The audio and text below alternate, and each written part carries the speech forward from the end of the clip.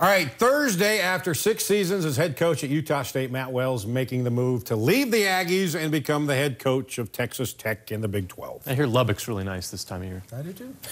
Now a nationwide search is underway for a replacement. Who are some potential candidates for the job? Let's take a look. First seems a little obvious. Gary Andersen turned the Aggies into a winner, leading them to a conference championship and a bowl win during the 11-2 season in 2012. FootballScoop.com reporting that according to a source, Aggie leadership plans to hire Andersen again. But that report is being disputed by other media outlets. Of course it should be. All right, the Aggies have a great candidate already on staff, Frank Miley. He's now the interim head coach after Coach Wells departed. And he served as assistant head coach, co-defensive coordinator, and defensive line coach in Logan. He's a former Utah State player where he was a standout defensive lineman and team captain from 2004 to 2007. If he doesn't get the job, he has to stay on staff, in my opinion. Somebody's got to retain him. All right, Jay Hill checks off all the boxes on the list of things John Hartwell's looking for in a head coach at Utah State, but he's very happy in Ogden. But I'll throw this out: to take a chance and to take over a successful FBS program so close to home, maybe enough to convince him to make a move. Aggies would have to wait, though. He's a little busy right now. Dave Aranda, he's well respected around the country and considered one of the best defensive coordinators in college football. He spent 5 years as a Power 5 coordinator at LSU in Wisconsin. He also was the defensive coordinator for one of the best Utah State teams of all time in 2012. The Aggies won a school record 11 games that year as Gary Andersen head coach, and he oversaw a defense that ranked 7th in the country in scoring, allowing just 15.4 points per game. He makes $2.5 million at LSU. Okay, stay. I'd be staying.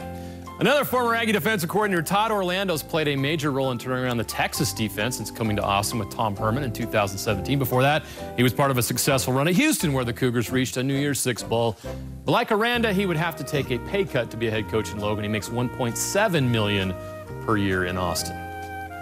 Now, Lance Andersen's name will come up. You may not know much about him. He's a Rupert, Idaho native. He's been to Stanford the past 12 years. He's been the defensive coordinator, one of the most respected defenses in the Pac-12 for the past 5 seasons. He does not have previous head coaching experience, but he checks off every other box on the list of things Utah State wants in a head coach. Terrific recruiter. He's killing it here in Utah.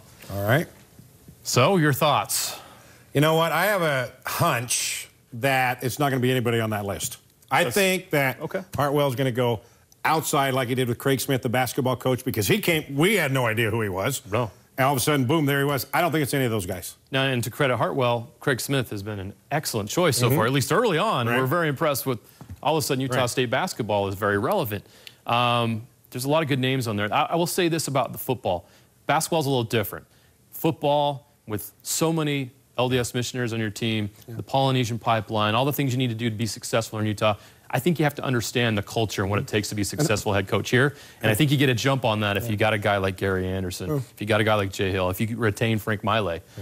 There's an advantage in that. Hartwell said that on Monday, too, that he's got that under consideration. Jay Hill, Weber State, okay, he's got a legitimate shot to win a national championship here. So if they are talking to him, I'm sure he's saying, you know what, nothing's going to be done until I'm done here in our run.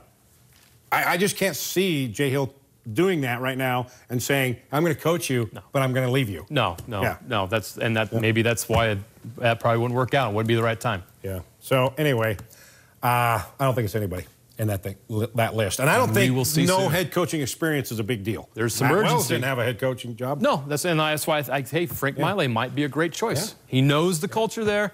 It would be continuity to the program. The guys love him up there. The players Mike play for him. McCarthy needs a job. He's out at Green Bay. Got fired today. There's a lot of coaches around the country.